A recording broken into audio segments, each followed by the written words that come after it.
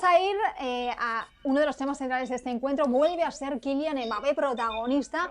Doblete del francés, quizá tampoco estaba siendo el mejor del partido, pero luego a la postre es indudable que lo que le da al Madrid es importantísimo. 2 goles, uno de penalti, victoria, por cierto, el primer gol con una jugada espectacular de Vinicius. Luego vamos a hablar en profundidad de Vinicius, pero Rodra, ¿qué decimos ya de Mbappé? A mí ya se me acaban los calificativos para este jugador. 21 goles esta temporada en la Liga. Creo que lleva 31 en la temporada, 34, ¿no? En total en la temporada. Ya me bailan hasta los números. Pero la verdad que partidazo, quizás no el mejor partido, pero al final siempre resuelve. Pues a mí no me ha gustado Mbappé. Creo que es el mayor elogio que puede tener. Que es que en un partido que ha estado muy flojo, ha marcado el gol decisivo y ha provocado el penalti y ha marcado Lopanenka el 0-2. O sea, eso un poco te pone en relieve la dimensión de Mbappé. O sea, en un partido malo te hace 2 goles en el campo, quizá quitando Barça y Atleti en la visita más complicada de la Liga. O sea, eso es Mbappé, ¿no? Pero yo hoy le he visto, además, en la primera parte que estuve más cerca de él, no le vi demasiado fino físicamente, no ha estado tampoco muy fino técnicamente, tiene ahí varias acciones que podría haber resuelto, que a mí me daba la sensación que otro Mbappé hoy hubiera castigado mucho más al Villarreal y no le vi tan fino. No sé, ahí esos problemas de rodilla, no sé si los tiene superados al 100%. Veremos ahí cómo lo solucionan también con el Mundial de fondo, que por cierto, un abrazo enorme para Foyt por Mira, me esa estaba acordando lesión, que justo sí, de eso. que en el Durísimo. Villarreal Sí, ya nos sí. decían El Aquiles, ¿no? que sí, en el Villarreal desde el primer momento nos dijeron ahí abajo que tenía toda la pinta de tendón de Aquiles, así que Uf. una lástima enorme, un tipazo Pues Foyt y un eso jugador es, top. no voy a decir la palabra. Además lo Sí, entrevistaste, ¿no? El otro sí, día, estuviste con él. sí, y eso, una pena. Y nada, y volviendo un poco a Kylian, es lo que digo, ¿no? Que en un partido flojo te lo resuelve. Entonces, pues esa es la magnitud de Mbappé.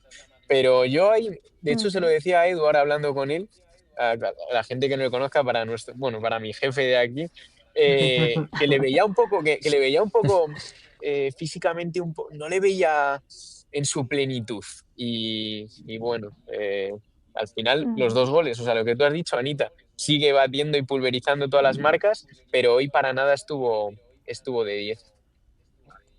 Bueno, y de hecho, ¿no? Para hablar un poquito también de la importancia que supone este jugador para el Real Madrid, es que al final en 15 partidos ha sido el que ha abierto la lata. No, para que esto es importantísimo, porque cuando parece que a lo mejor el Madrid estaba jugando bien, pero no llega el gol y puede pasar cualquier cosa, al final el desatascador es casi siempre Kylian. Sí, es que ha habido en la historia del fútbol muchos jugadores que han tenido ese don, ¿no? De aparecer en el momento justo, en los peores partidos, que tienen ese olfato, esa intuición de pasar por ahí, ¿no? Porque la jugada es de Vinicius, el error o la mala suerte de la defensa que no puede rechazar esa pelota a córner, pero el que estaba pasando por ahí no era Mastantuono, no era Camavinga, no era Vinicius, Eso es. no era Bellingham, era Mbappé. Si solamente tuviera ese atributo, ya sería un futbolista muy valioso. Pero claramente tiene mucho más allá de eso que Mbappé, y es lo que le hace un futbolista con tinta es de convertirse en un histórico, ¿no? Que inclusive en sus malos días, pues mira, no es que solo anotó un gol porque iba pasando por ahí, sino que siempre es el que va pasando por ahí, y encima provoca el gol de último minuto, lo anota con la soltura que le caracteriza a un crack como él. Y al final, pues otro día más en la oficina con otro doblete y unas estadísticas que siguen creciendo. Por cierto, la gente que está comentando en el chat, dicen por aquí, este sí es el Madrid, dice Cristian David Rodríguez. Por aquí apunta, no puede faltar penal B, le han puesto también este apodo, algo que se repite bastante en el chat, el tema de penal B. Bueno, es que es verdad que marca, ¿no? Muchos penaltis, pero bueno, a ver, alguien los tiene que tirar y encima siempre entran. Sigue siendo Madrid chato, lo único que ha mejorado es la actitud, dice por aquí Emilio Caldero. En fin, muchas opiniones, seguimos hablando de Kylian Mbappé. Marisa, para ti, ¿qué significa Kylian para este equipo? Hablamos de un Kylian desatascador, pero fíjate que en la primera parte ha habido un par de jugadas en las que me parece que a lo mejor sus compañeros le tenían que haber buscado un poco más. Sí, y lo decía al inicio, Anita, me pareció en la primera parte sobre todo, y recalco en la primera parte, un Real Madrid chato en el ataque. O sea, si bien tuvo estas mejoras en zona defensiva, también en el ataque se notaba chato, se notaba corto, parecía que le faltaba para llegar a esa zona, como suele pasar luego en los partidos, termina resolviendo en la segunda parte. Y para mí, Kylian Mbappé, pues es ese factor que si en el cual el Real Madrid ni siquiera me parece podría estar en esta posición líder momentáneo de la liga, porque lo que hace Kylian Mbappé es tremendo. O sea, no tiene un buen partido y en eso coincido con mis compañeros. Creo que le hace falta involucrarse más, buscar más, pero con lo poco que termina haciendo, logra hacer una jugada donde desequilibra y terminan marcándole el penal. ¿Por qué pasa esto? Porque es un jugador que se mueve, que desequilibra, y eso es lo que ocasionan jugadores como Kylian Mbappé. Y además su porcentaje en 20 partidos, 21 goles, 4 asistencias es tremendo. O sea, yo sí creo que el Real Madrid sin Kylian Mbappé aún a la baja sería otro Real Madrid totalmente, y estaríamos hablando a veces incluso de empates, donde el mismo Kylian Mbappé ha sido el que ha resuelto esos partidos, a veces por la mínima, a veces incluso haciendo malos partidos o partidos al 50% metiendo goles. Por eso decía, ¿qué le puedes reclamar a un jugador que te hace los goles cuando no está en su 100%? Es difícil reclamar, pero si hablamos futbolísticamente, creo que también le faltó involucrarse, como de repente le falta involucrarse a Vinicius, que a veces tampoco toma la mejor decisión, a veces en lugar de ir hacia adelante termina pasando, o viceversa. Creo que le sigue faltando a este tridente que, pese a todo, es el tridente más ofensivo que tiene la liga en este momento, aún por encima incluso del Barcelona. Así que puede ser, sí, el tema de la lesión, puede ser que no termina todavía de embonar esta lesión, así que habrá que seguir esperando, pero Kylian en medio gas sigue metiendo goles y eso nada que reclamarle. Fíjate, Marisa, comentabas el tema de los goles, 45 goles a favor tiene el Madrid y de esos 45, 21 son de Kylian Mbappé. Vamos a hablar un poquito de lo que dicen los protagonistas. Al lado, el técnico del Madrid dice: Mbappé y Vinicius son los dos mejores del mundo, son muy desequilibrantes, muy felices por tenerlos en ese estado de forma. Yo ya sé por dónde vais, son los dos primeros que están apretando, ayudando a los centrocampistas. Se ríe Barak. Ahora te doy paso. Bueno, Barak, yo creo que te ríes un poco por el tema del discurso a lo mejor de Arbeloa, que siempre está alabando a sus jugadores. No sé por qué te ríes. Bueno, cuéntamelo tú y ahora le doy paso a Luis, que lo dejé ahí. Me río porque no me puedo contener, no porque me quiera burlar o porque quiera la palabra, porque me dio risa. ¿Pero qué te dio risa? A eso llegó Arbeloa, llegó a declarar lo que los jugadores quieren oír, a ser portavoz del madridismo más recalcitrante, lo que los aficionados más forofos y prosaicos, ¿no? Coincidirán con que son los dos mejores del mundo. Alguien, por supuesto, con menos colores madridistas, te dirá: Mbappé, pues sí, claro que es uno de los mejores del mundo y probablemente uno de los dos mejores del mundo. Vinicius ahora mismo tendrá que hacer muchísimo para recuperar ese lugar, si es que en algún momento lo tuvo, ¿no? Estás hablando de la super cima. Otra cosa es, claro, pues es el técnico del Madrid. ¿Qué va a decir? ¿Son el tercer y el cuarto? No lo va a decir. Me da risa, pues, porque Arbeloa está haciendo Arbeloa, y a eso llegó. Es decir, toda la gente que se pregunta, o nos preguntamos a qué llegó Arbeloa, pues llegó a varias cosas, y entre otras a dar conferencias de prensa como esta. Ahora hablamos del tema del discurso de Arbeloa, que es un tema que a mí la verdad que me gusta, ¿no? Y además, mira, somos periodistas, el tema de la comunicación, la verdad que en eso, y Arbeloa, eso sabemos un Arbeloa es periodista, él es licenciado en periodismo. Bueno, pues mira, ya se la sabe. Con más razón todavía, ¿eh? Se la sabe todas.